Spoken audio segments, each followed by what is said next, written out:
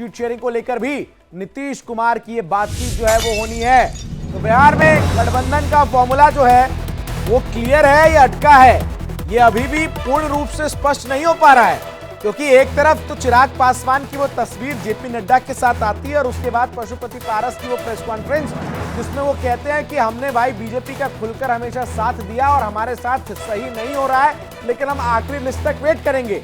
तो चर्चा अब ये है कि आखिर नीतीश बाबू जब दिल्ली पहुंचेंगे तो कितनी सीटों को लेकर बातचीत जो फाइनल होगी। संभवतः जो इस वक्त कयास लगाए जा रहे हैं उसमें 16 सीटें बीजेपी, 17 सीटें बीजेपी और 14 से 15 सीटें जो हैं वो जेडीयू के खाते में जाती हुई नजर आ सकती है। शिवपूजन झा हमारे सहयोगी तमाम अपडेट्स के साथ जुड़ रहे हैं। शिवपूजन जी, क्या बता रहे हैं आपके सूत्र? पटना के सियासी गलियारों में क्या चर्चा है इस वक्त? मुख्यमंत्री कितने बजे रवाना हो रहे हैं? देखिए, इसी चर्चा को आगे बढ़ाने के लिए नीतीश कुमार खुद दिल्ली जा रहे हैं और बताया यही जा रहा है कि उनकी अहम बैठक होने वाली है भाजपा के शीर्ष नेतृत्व से। जो फाइनल मोडालिटीज हैं वो वर्कआउट होना है अभी, लेकिन हम लगातार अपने दर्शकों को बता रहे हैं कि भाजपा 17 सीटों पर तो चुनावी मैदान में खुद उतरेगी। ठीक है। पिछली बार चुनाव में हमने देखा था कि जदयू भी 17 सीटों पर चुनाव लड़ी थी, लेकिन इस बार जदयू की कुछ सीटें कम हो सकती हैं।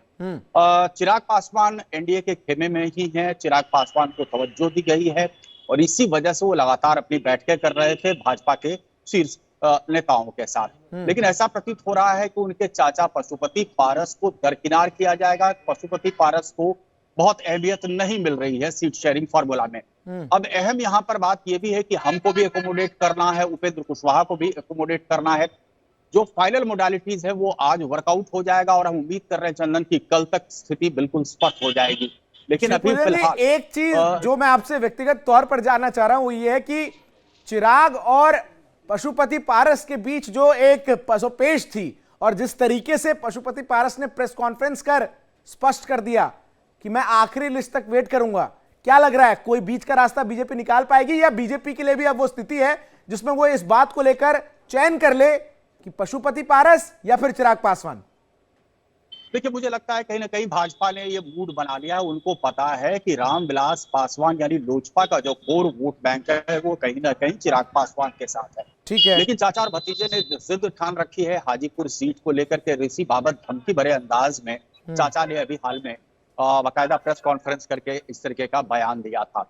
लेकिन हम देखें अगर तो जो वोट शेयर है वो आखिर किसके पाले में है, और यही कारण है कि भाजपा ज्यादा तवज्जो भतीजे को देगी ना कि चाचा को।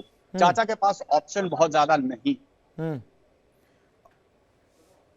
जी देखिए, शिवपूजन जी तमाम अपडेट्स हम तक पहुंचा रहे हैं। तो बिहार के मुख्यमंत्री आज जब दिल्ली आएंगे तो चर्चा इस बात की होगी कि आखिर सीट शेयरिंग फॉर्मूला क्या होगा।